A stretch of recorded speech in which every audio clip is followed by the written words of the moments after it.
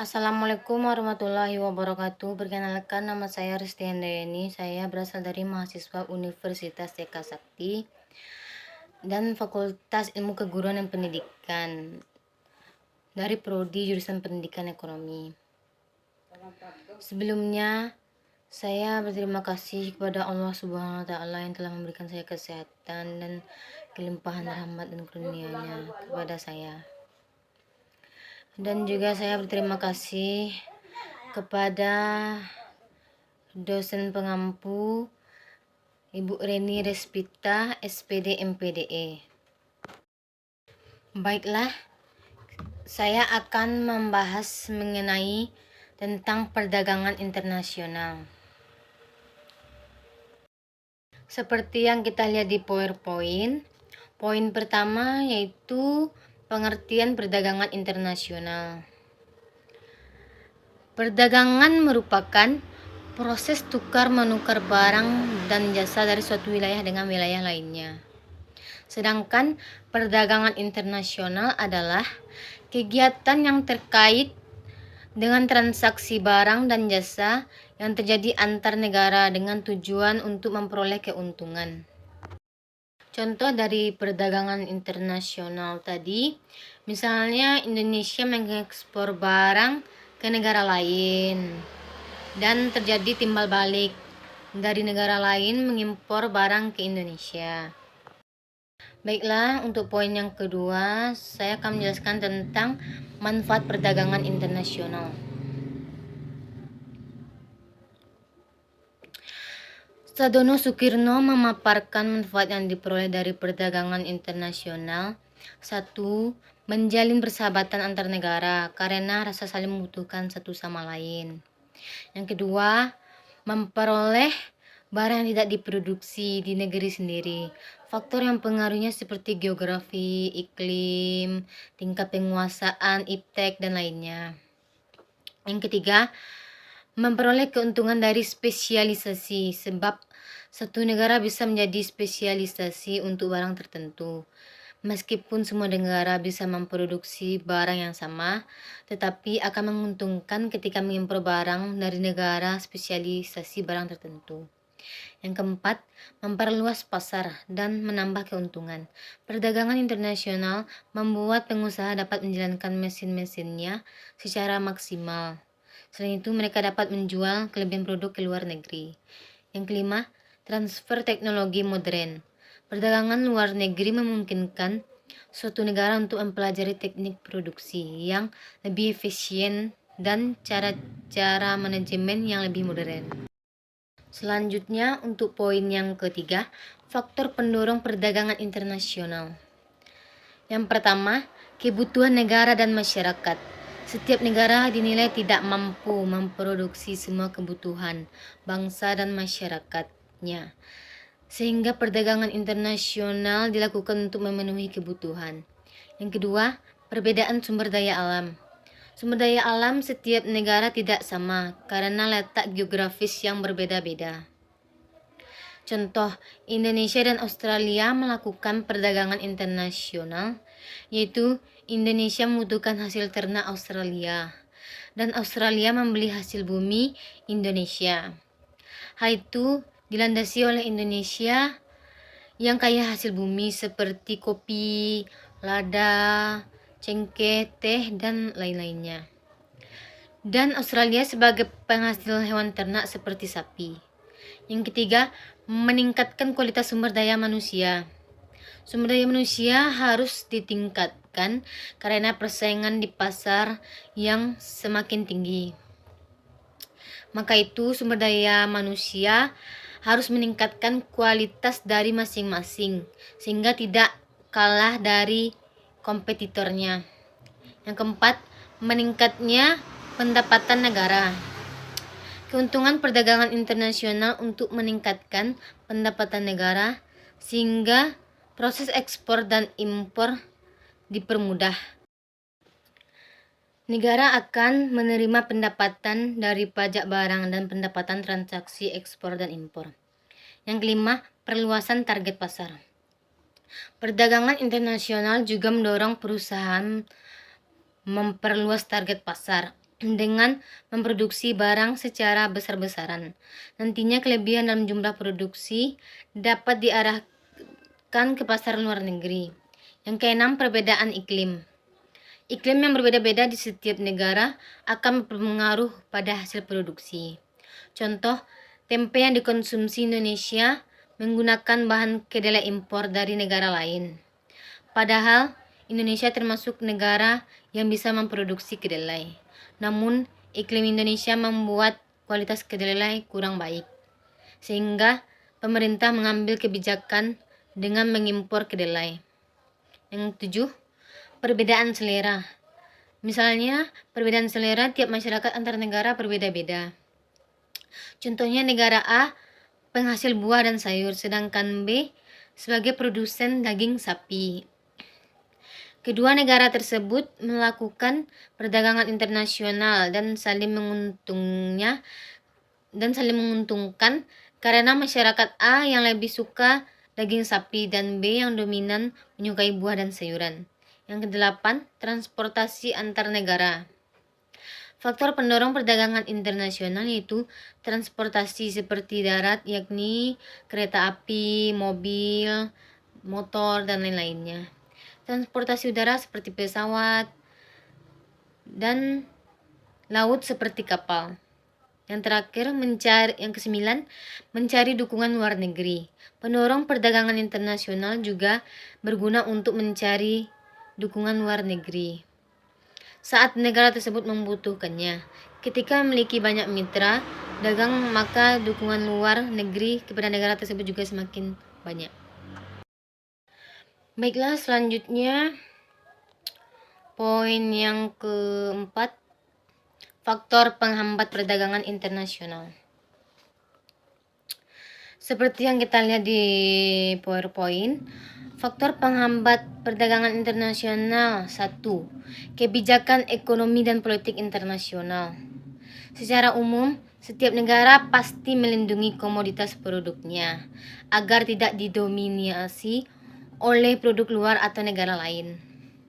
Tidak jarang negara memberlakukan kebijakan pembatasan impor atau memberlakukan tarif impor. Yang kedua, perbedaan nilai mata uang. Setiap negara memiliki mata uang yang berbeda dengan nilai yang berbeda. Seringkali negara pengekspor hanya ingin produknya dibayar menggunakan mata uang negaranya. Misalnya, Indonesia mengekspor produk kelapa dan turunannya ke Belanda, maka Indonesia hanya ingin produknya dibayar dalam rupiah. Dalam hal ini umumnya kedua negara menggunakan mata uang asing lain yang biasa digunakan sebagai pembayaran internasional seperti dolar atau euro. Yang ketiga, ada konflik besar di suatu negara. Dalam hal ini, konflik merujuk pada situasi politik dalam negeri seperti kerusuhan etnis, peperangan, kudeta, dan sebagainya. Risiko keamanan yang tidak terjamin berpengaruh terhadap proses transaksi jual beli. Yang keempat, birokrasi yang bertele-tele. Setiap kegiatan ekspor dan impor harus melalui birokrasi pemerintahan. Semakin pelik sistem birokrasi, maka semakin lama waktu yang diperlukan untuk melakukan kegiatan ekspor dan impor. Sebagai imbasnya, kepercayaan penjual dan pembeli akan menurun hingga menghambat aktivitas perdagangan.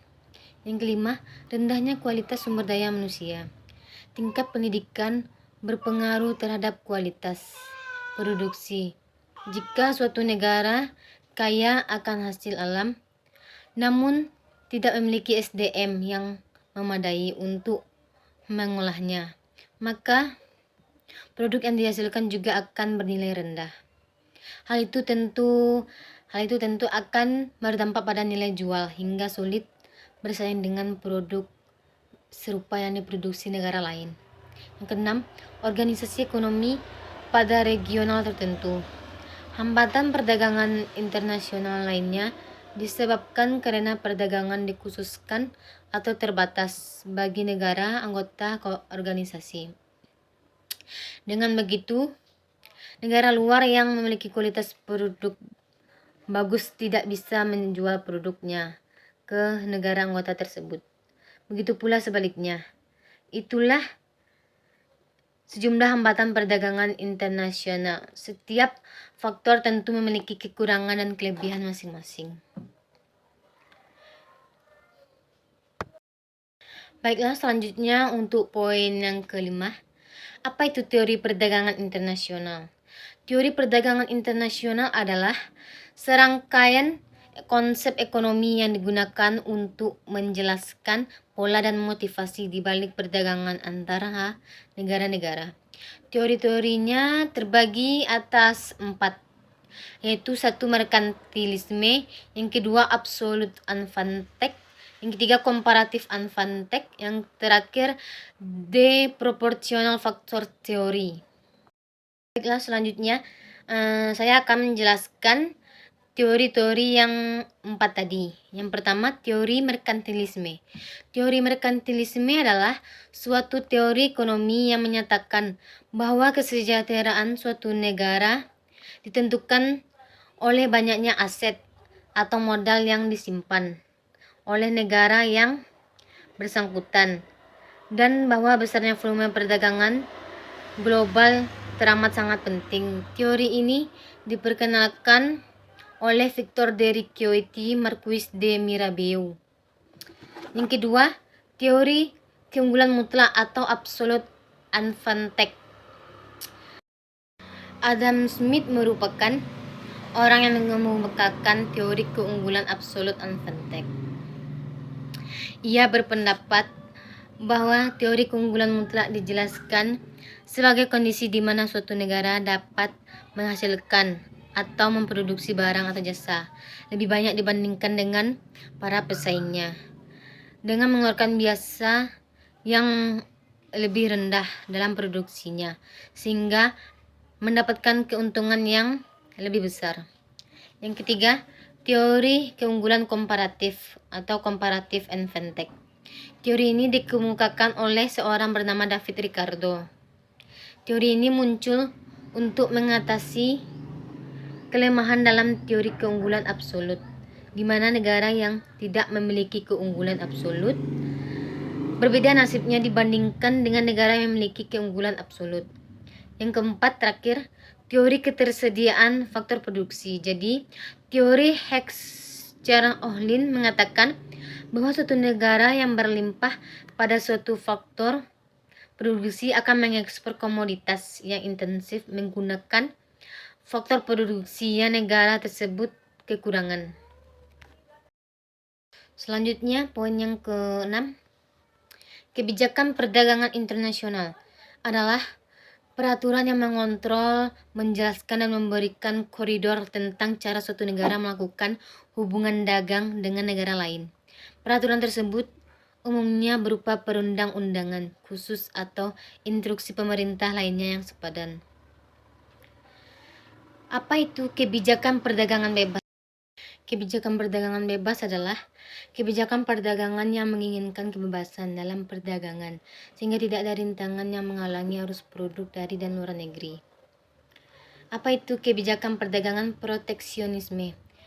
Kebijakan proteksionisme adalah kebijakan ekonomi yang mengetatkan perdagangan antar negara melalui cara-cara seperti tarif barang impor, batas kuota, dan berbagai peraturan pemerintah yang dirancang untuk menciptakan persaingan adil menurut para pendukungnya antara barang dan jasa impor dan barang dan jasa dalam negeri.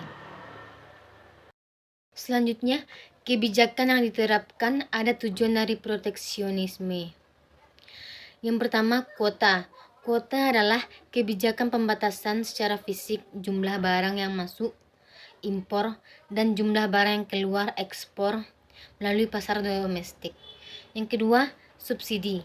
Subsidi adalah kegiatan yang diterapkan dalam perdagangan antar negara atau internasional, di mana berarti negara bisa memberi bantuan keuangan pada suatu perusahaan atau industri untuk meningkatkan ekspor dan impor.